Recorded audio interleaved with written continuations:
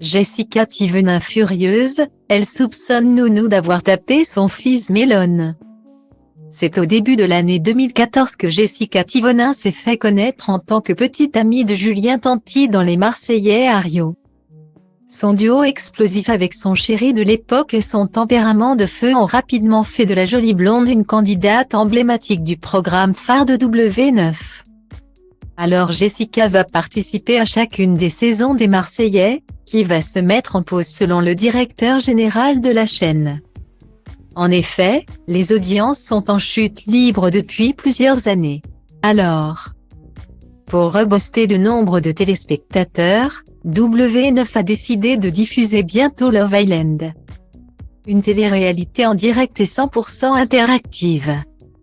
Un vent de fraîcheur dans le milieu puisque les starlettes du petit écran, qui ont aujourd'hui une vie de famille, sont de moins en moins impliquées.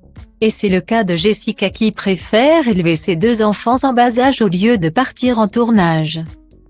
D'ailleurs, la jeune maman vient de choquer les fans en racontant ce qu'il s'est passé avec son fils Melon.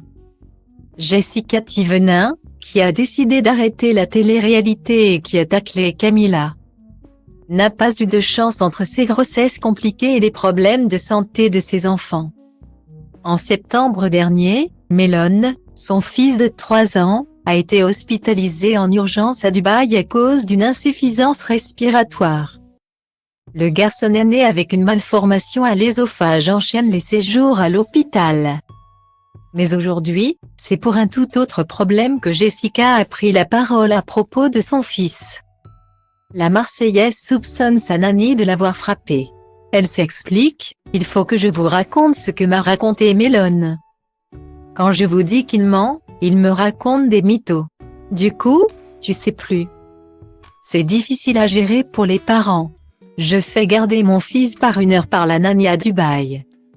Il me dit, elle m'a tapé sur le pied avec le pistolet en jouet et lui aurait mis un petit coup. » Guillemets. Interloquée par un tel récit, Jessica Thivenin, qui a décidé de subir une nouvelle opération de chirurgie esthétique, veut être certaine de la véracité des propos de son fils avant d'en toucher un mot à la nourrice. Mais le garçonnet persiste et signe. La nounou l'aurait bien frappé avec un jouet.